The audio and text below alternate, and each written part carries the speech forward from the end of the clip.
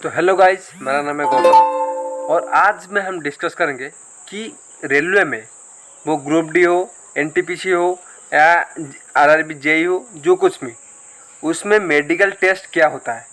तो आपकी रिक्वेस्ट है वीडियो को लास्ट तक देखिएगा, तब जाके मेरी बातें समझ में आएगी, नहीं तो समझ में नहीं आएगी। अगर आप ग्रुप डी के लिए प्रिपेयर हो रहे हो, आपकी चश्मा पहने हो, तो आपके लिए क्या चांस है या नहीं, आप जब लास्ट तक देखोगे तब जाके समझ में आएगा। तो आपका टाइम वेस्ट नहीं करूँगा, वीडियो को स्टार्ट करते हैं। तो फ्रेंड्स सुनो,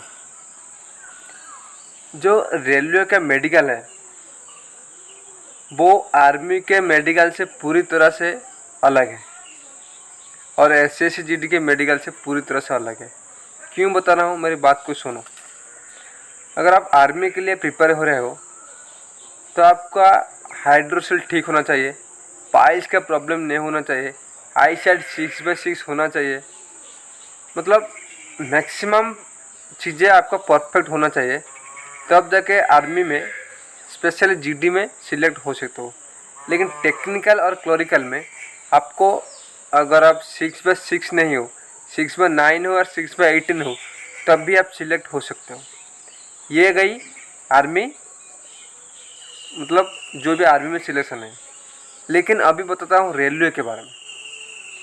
रेलवे के बारे में यह है कि रेलवे का मेडिकल टेस्ट थोड़ा अलग है, क्योंकि रेलवे में जो भी बच्चा जा रहे हैं ना, मतलब फर्स्ट रिटन होगा। आर्मी में फर्स्ट फिजिकल होता है, लेकिन फर्स्ट रेलवे में रिटन होता है। अच्छे से ध्यान से सुनो, तो रिटन में अच्छे मार्क रख ली, तब उसके बाद आपको पीईटी टेस्ट होगा, फिजिकल एफिशिएंसी टेस्ट, मतलब रनिंग होगा।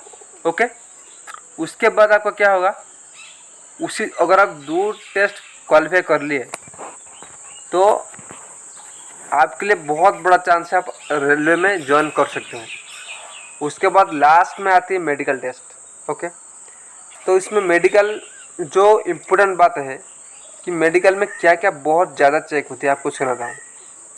अगर आप ट्रैक मेंटेनर के लिए अप्लाई किए हैं तो आपके लिए 6/6 आई साइड होना चाहिए। अगर आपके पास 6/6 आई साइड नहीं है तब आप ट्रैक मेंटेनर में नहीं हो सकते, नहीं जा सकते।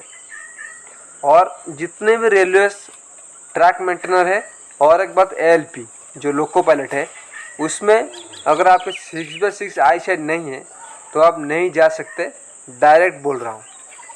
ओके, और कोई प्रॉब्लम हो, पाइल्स हो, हाइड्रोसल हो, और कोई भी प्रॉब्लम हो, आप जा सकते हो, मतलब री मेडिकल होगा, उसके बाद आपका लिए सिलेक्शन होगा लगभग तय है। लेकिन अगर आपका आई साइड प्रॉब्लम है तो अब आप ट्रैक मेंटेनर पोस्ट में नहीं जा सकते, डायरेक्ट कटोगे। क्योंकि रेलवे में कैटेगरीज होता है, A1, A2, B1, B2, C1, C2, D1 तक होती है, D2 तक होती है। लेकिन आप ALP के लिए स्पेशली वो A1 ही लेता है, A1 A2 तक, क्योंकि 6/6 आई साइड वो मांगता है।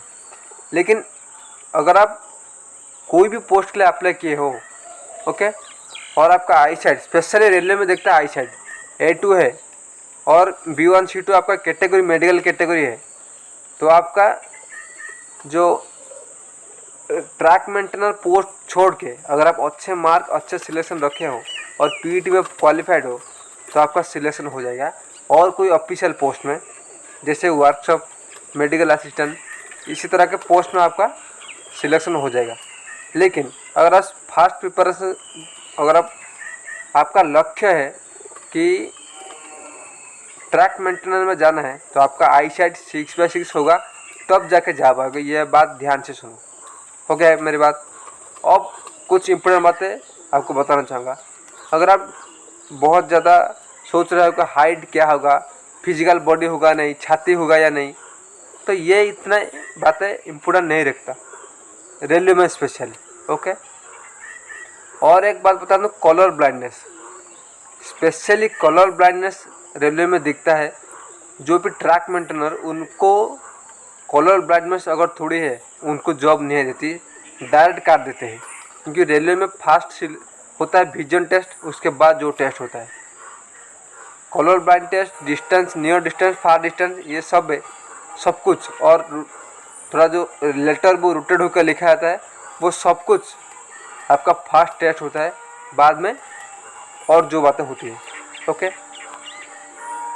अगर आप चश्मे पहनते हो और कोई आपको गलत इन्फॉर्मेशन दे रहा है कि रेलवे में जॉब नहीं हो सकता, तो आप दिमाग में यह चीज़ हटा दो, क्योंकि चश्मा पहन के भी बहुत सारे कैटेगरीज है। सिर्फ रेलवे ट्रैक मेंटेनर, एएलपी, इन सभी चीज़ों को छोड़कर और सब कुछ आपके पास चांसेस है, आप रेलवे में ज्वाइन कर सकते हो आराम से। इसलिए आप टेंशन मत लो।